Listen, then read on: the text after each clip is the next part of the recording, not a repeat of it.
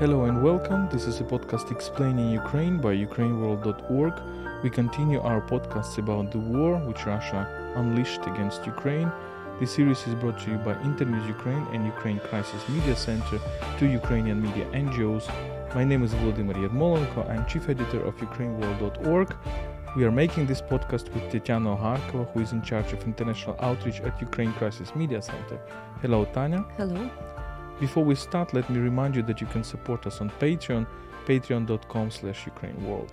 So the topic we would like to talk with you today is a specific trend which we are now noticing, the trend which is calling to help Putin save the face. And this is a trend noticeable in some of the capitals, European capitals. So we want to discuss it. Of course, there are also another trend is that, okay, let's discuss it. Let's negotiate with Putin. Let's find a negotiation compromise. So what do you think of this trend, Tanya?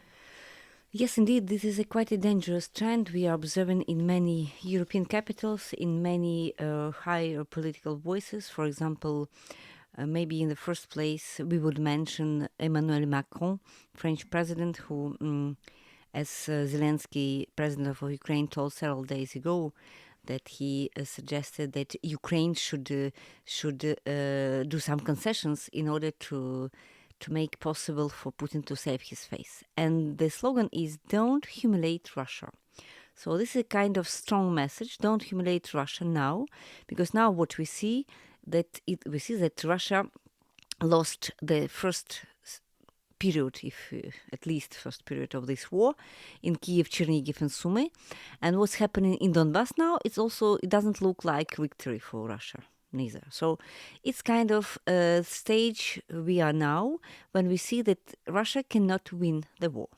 So, and some politicians are talking about how to arrange things for Russia not to feel humiliated, for Putin not to feel in the corner, to avoid dangerous developments, to avoid escalation, maybe, because there is still some threats of escalation, some fears from the West of escalation, but also just to arrange things, because many politicians present that as a pragmatic choice. So let's be pragmatic. Let's not humiliate Russia, because anyway Russia will not travel anywhere. So it will be always there in close to Europe. So let's arrange things with Putin. And for us, for Ukrainian political class, but also for Ukrainian civil society, this is something that we cannot accept at all, for many reasons. And first of all, because we understand that this is at least very dangerous way, because Russia, what we need now, we need not to be afraid to tell the word victory for Ukraine and defeat for Russia, and it'll be much better scenario for Russia as well, because Russia needs radical changes in its politics, in society, etc., etc. And we've already observed, I'll just mention one thing and you'll maybe continue. We've already seen what happens if you concede to Russia in 2014, when a lot of European, and not only European, all international leaders were against any kind of military response to annexation of Crimea. So at that very time, Ukraine agreed to this annexation in a way, and we did nothing about Donbass. There were no military operations in Donbass. And what happens next?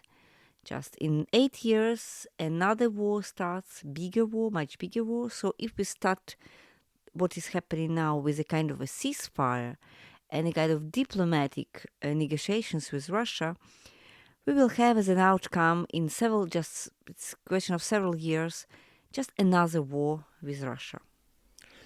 Exactly. That's the experience. That's the lessons that we learn, because Ukrainians did negotiate with Russia. Our previous president Petro Poroshenko, despite the fact that he was presenting himself as a big patriot of Ukraine, and he did many good things, but his strategy was to negotiate with Russia. He was brokering the Minsk agreements, Minsk 1, Minsk 2.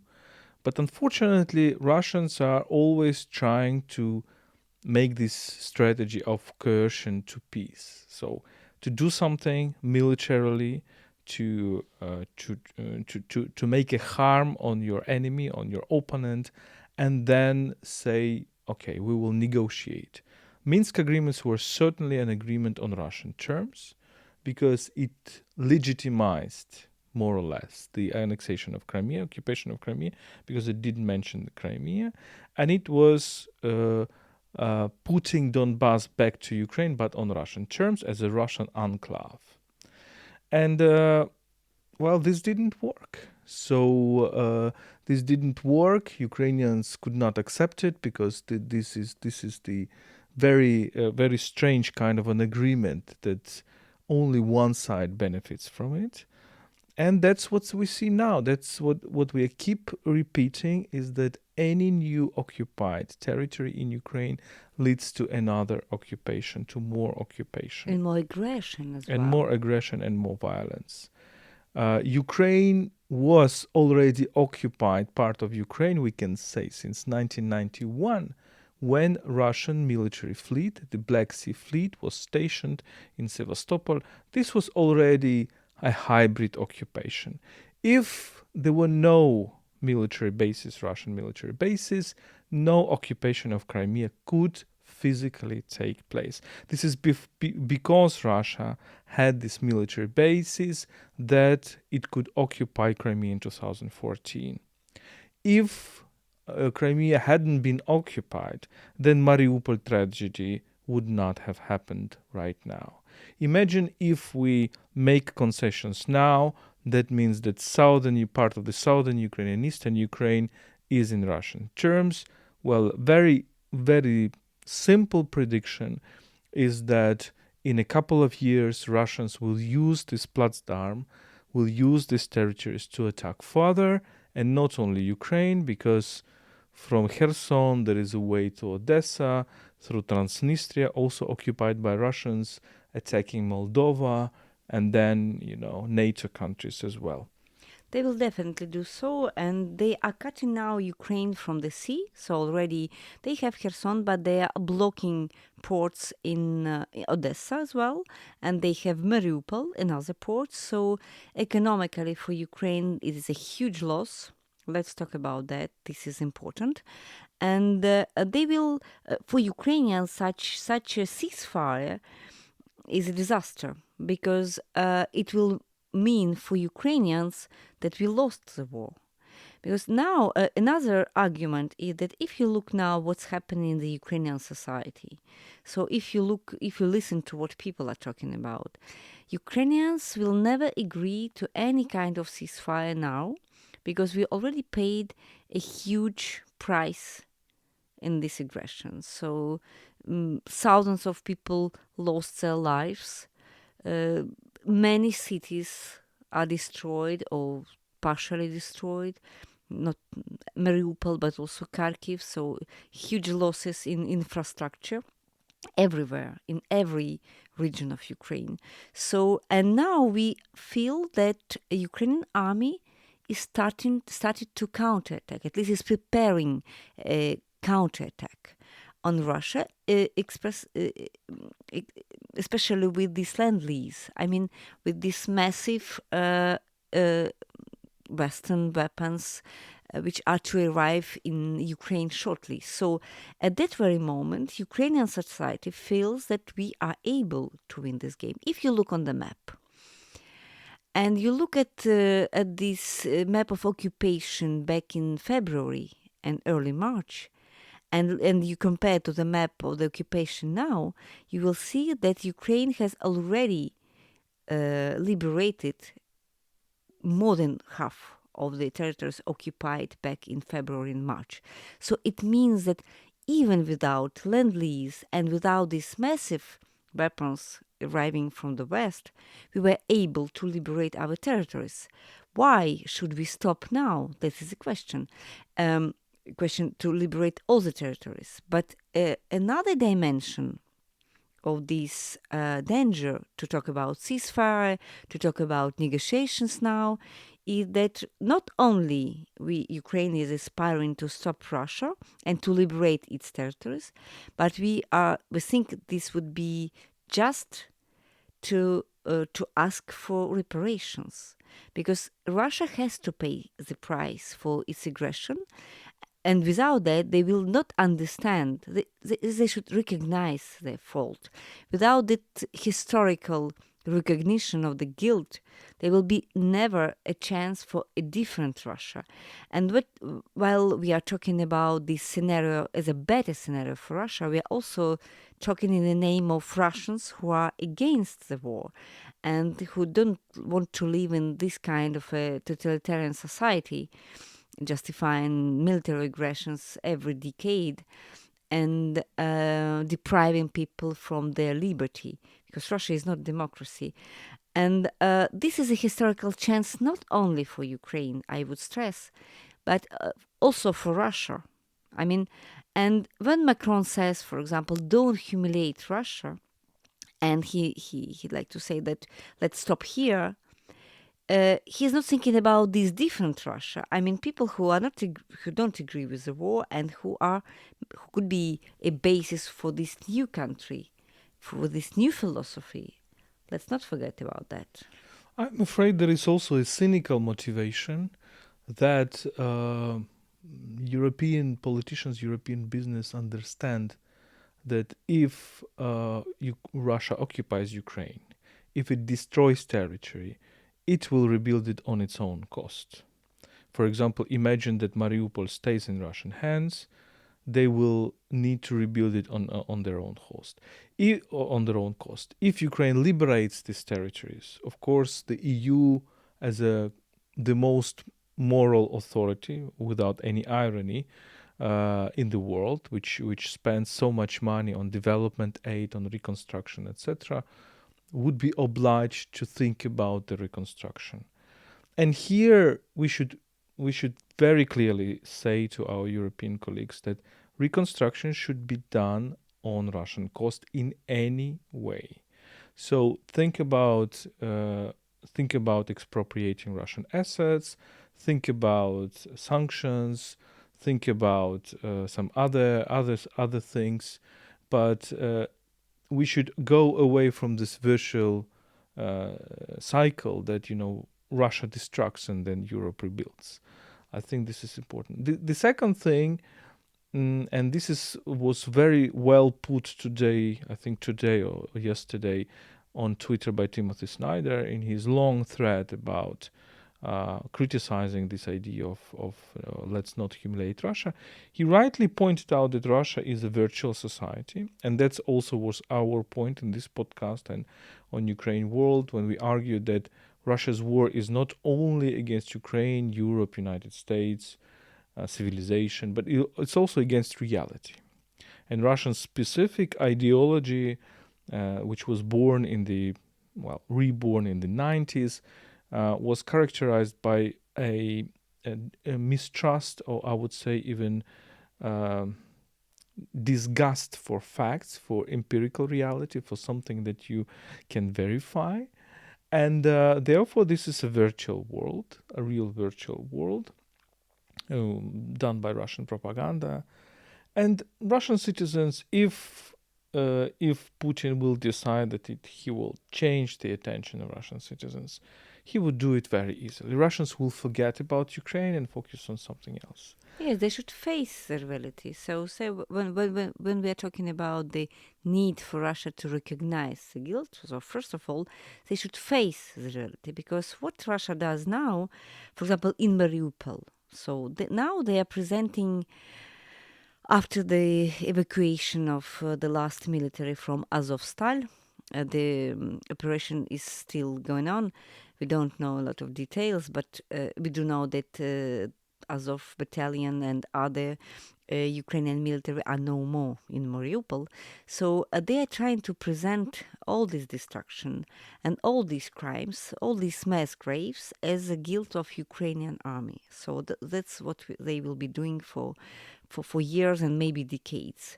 So, and that's why they are trying to present this Azov battalion like terrorists, and now to judge them, and maybe it will be pretext not to exchange them. So we don't know exactly, but at least there are some declarations coming from Russian Parliament, from Russian Duma, in this direction. So it is quite dangerous for us, for Ukraine. But they are not facing reality, so they are not recognizing their guilt. So if you face reality, if you see what Russia really does, so you have to see, yes, we are guilty.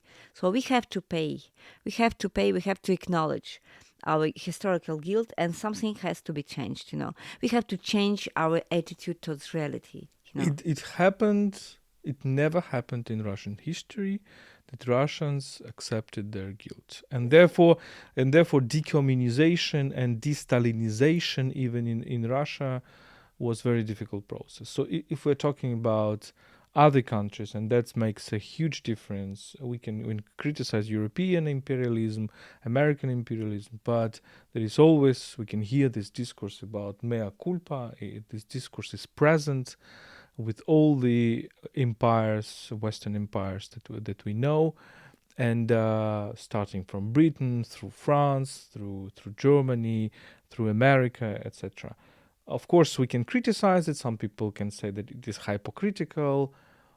There is a lot of discussion. But the difference of Russia is that it has never accepted any guilt. So if you tell Russians you're guilty in dividing Poland in 18th century, no guilt, no recognition of guilt. If you're saying that Russians are guilty of genocidal behavior with regard to Ukrainians in 18th century, no feeling of guilt.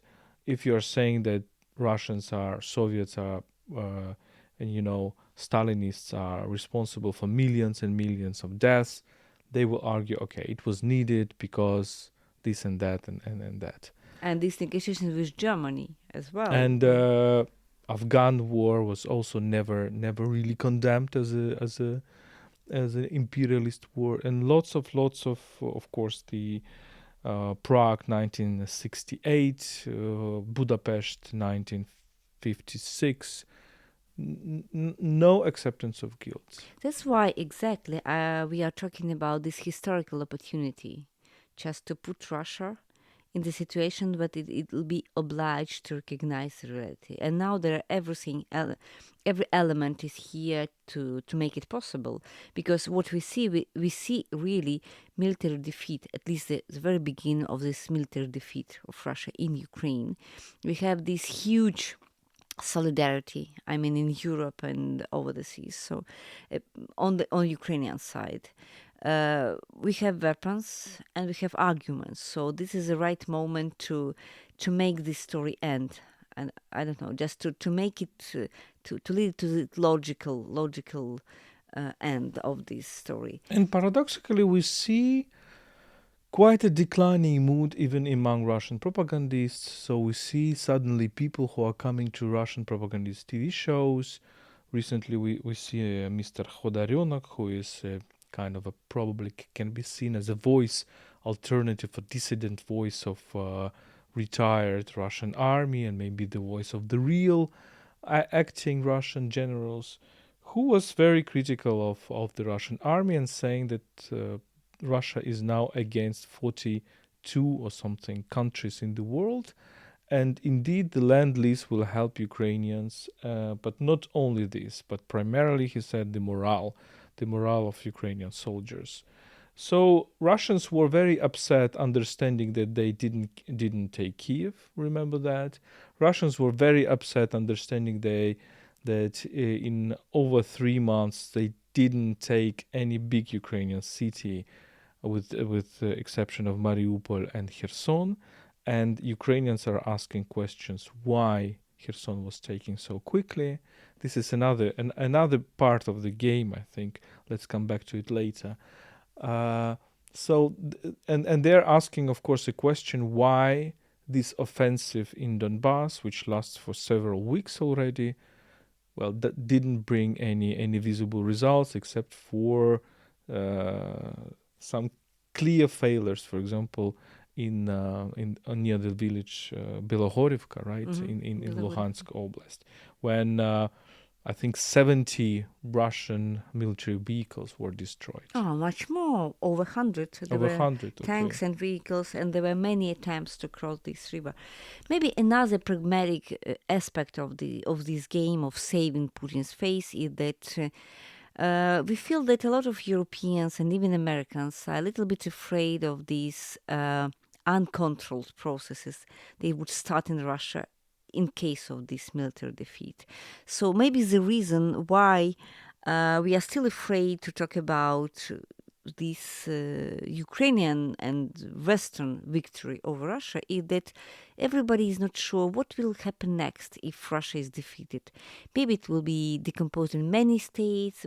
So there is the fear of what we don't know, because it never happened to Russia to be decomposed, and maybe social problems, poverty, migration for sure, many other problems maybe. And this aspect of we cannot imagine what will happen if Russia is defeated. So maybe it makes some politicians be so just cautious about, and at least not so quick, about Russia behavior.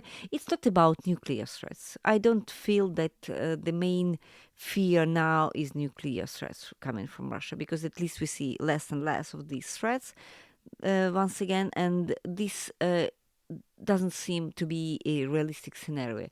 But they are afraid of this disorder of this big country becoming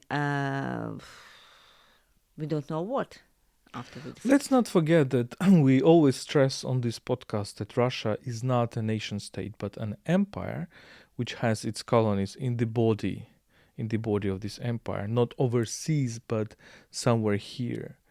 Let's not forget that Russian as a name of the people, as a name of the nation, is itself a construct. Because if we look at the map of Russian Federation right now, we see that even in the European part of Russia, the so-called European part of Russia, there are lots of nationalities which are not Russian per se, ethnically, which are not Slavic, which are, for example, Ugrofinns, like Komi, like Niemcy, like others, for example, like Khanty, like Mansi, like Mordva, right? There are also Turks, lots of Turkic people, like Tatars, like Bashkirs, like Tuva or Tiva. Mr. Shoigu, he's also from Tiva, or Tuva. Altai, and there are also Mongoloids like Buryats. So Buryats. there are lots of different ethnicities, and of course the Caucasus, Which is the Dagestanis, which the is different. Chechens, the Ossetians, many others. So it's really a ethnic multitude, and the problem is that Russians are saying about Ukraine that this is an invented country, because, oh my God, there are Russian speakers and Ukrainian speakers. But we see the increasing consolidated of Ukrainian national identity. And basically, we see that more or less the idea of Ukraine is more or less in the same borders for centuries. Because we can talk about, of course, we can talk about Kiev, we can talk about Chernihiv, we can talk about the central Ukraine, which were Cossack lands. We can talk about southern Ukraine, which was always an interaction between Cossacks and Turkic people like Crimean Tatars.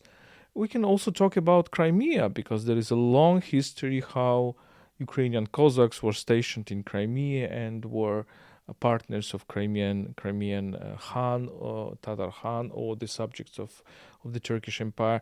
We can talk about the Western Ukraine, etc. So it's more or less the same borders with different changes.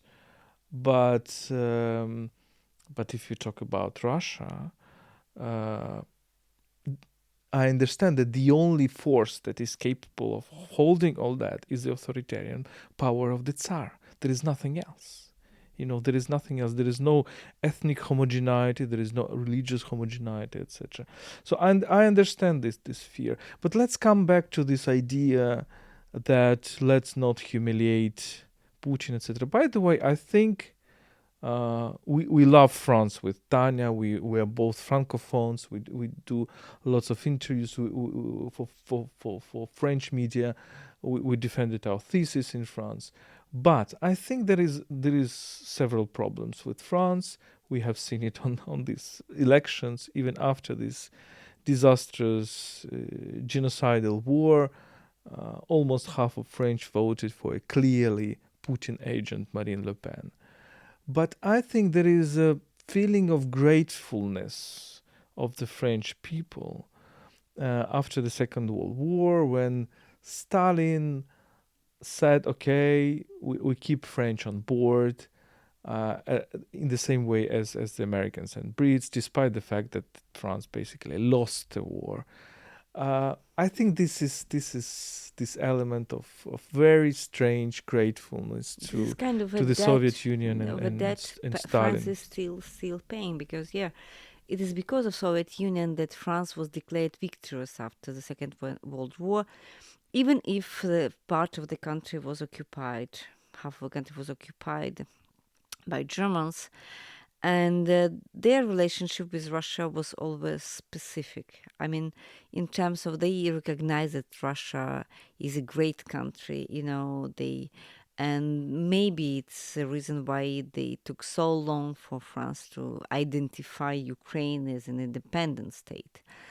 And that's why we hear these voices today coming from Macron about these possible steps of Ukraine towards Russia, and don't humiliate this big country, because in a way, even if there is a clear condemnation of Russia did to Ukraine, still this is a big country. This is a kind of a leader, at least regional leader. So let's don't irritate Russia, and don't make But it. for the French, I would advise not to think in terms of the mid 20th century, but look at mid 19th century, when there was a great Russian poet.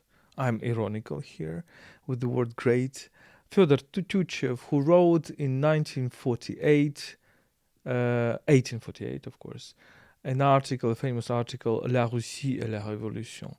When he said, in which article, he said that there is one universal force in Europe, it's La Révolution, and he referred to, of course, the French Revolutionary Movement, not only the the 1789 movement, but also 1848 movement. And he said that the only force which opposes it is Russia. By saying that, he meant that Russia is this authoritarian gendarme which will oppress all the revolutionary, liberal, democratic processes in Europe. Let's not forget this. Let's not forget that initially France is about French Revolution is about liberté, égalité, fraternité, and Russia was initially against all that. Okay, and it is against all that. Instead of Russia, instead of France, probably there is the biggest driver is the United States right now, maybe, or Britain. But in a way, the situation is the same. And French are living in this illusion of 19th and 20th century, when they were fighting against Germans and were trying to find a big ally on the other part of the Germany. Yeah, that's So, it. Yeah. unfortunately, it is. And an important factor. Let's try to construct a situation. Okay, everybody decides that Putin needs to save his face. That means we go to negotiations. Ukraine is forced to accept that it lost Kherson, southern Ukraine, parts of Donbass. what happens? Uh, Ukraine will be very much disappointed. Ukrainian society We'll never accept was that. never accept that. There will be lots of talks that there was a treason.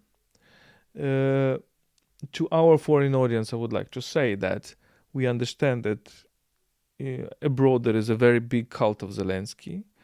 We also share this partially admiration for the way how he speaks to other people, to other countries of the world.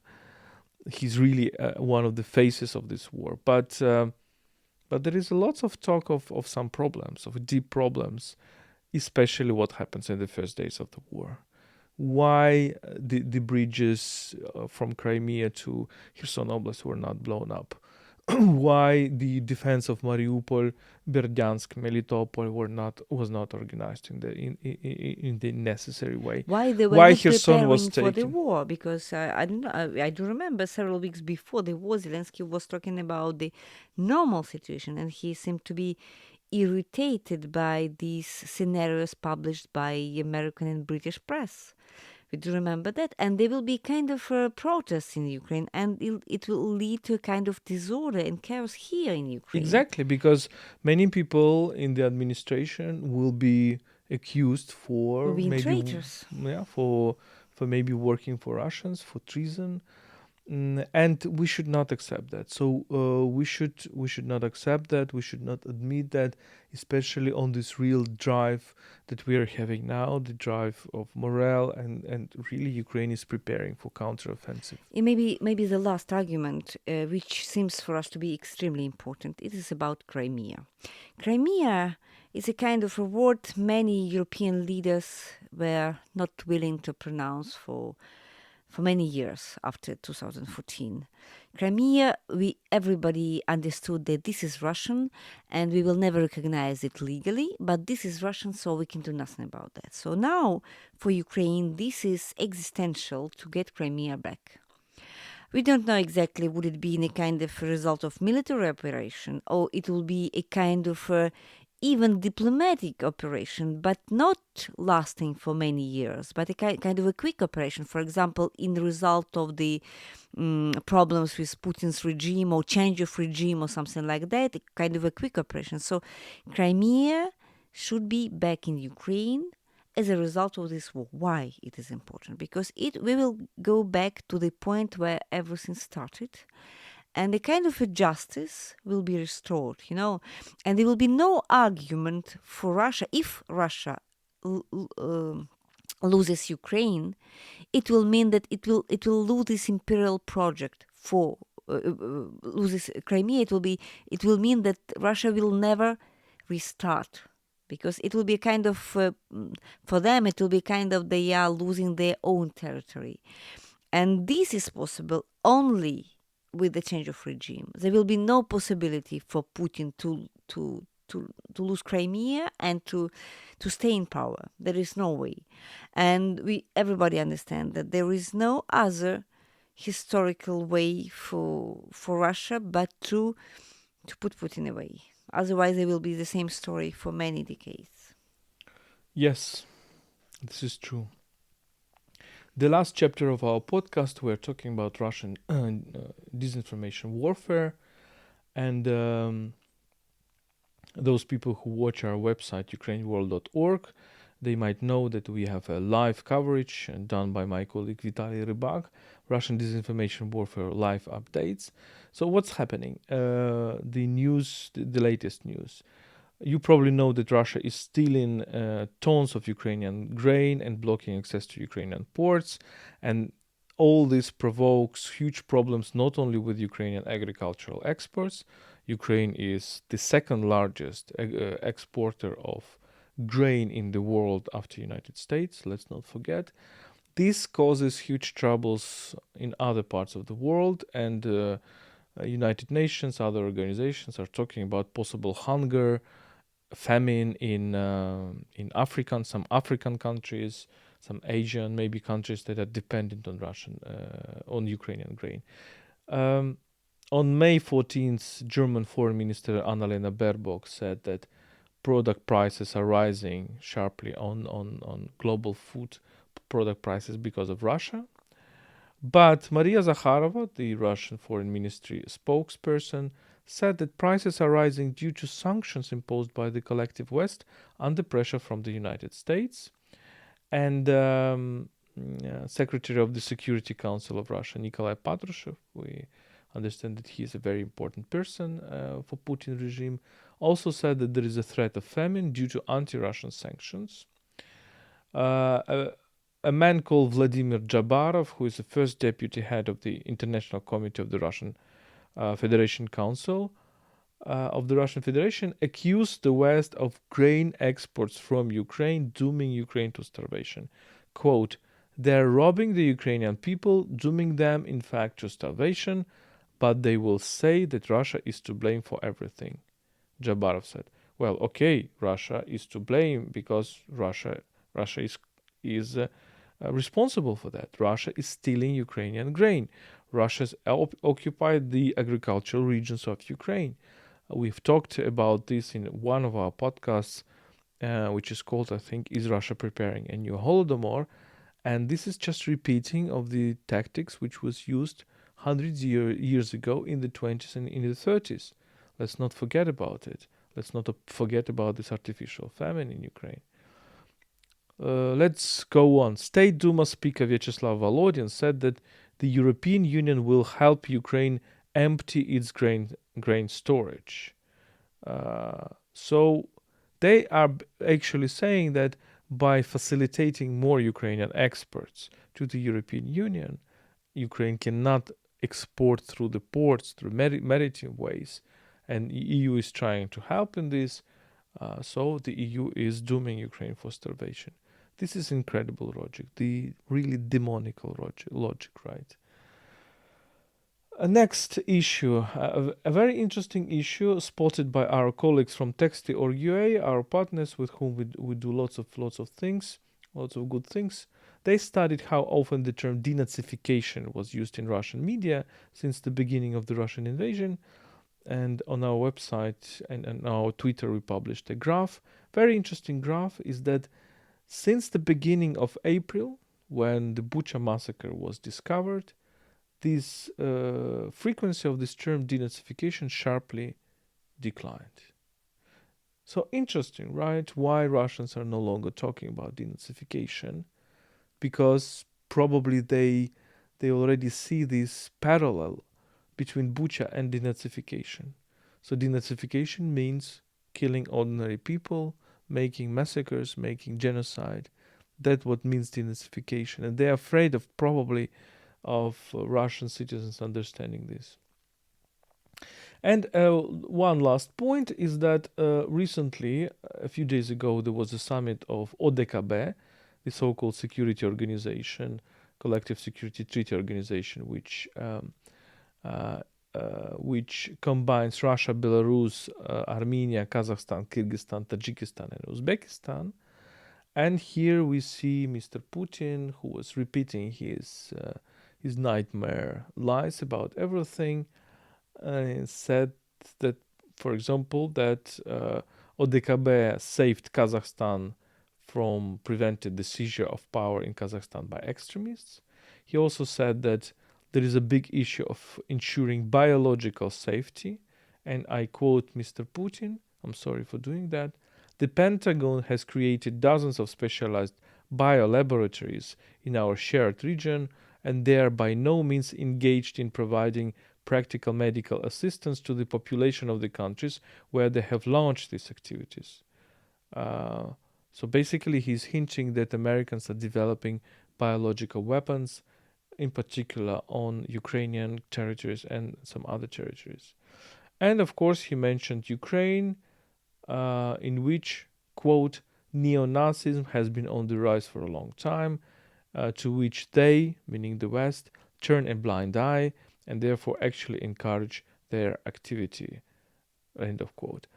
So we see that all these narratives, which were, studying for years about biological laboratories, which were promoted here by Putin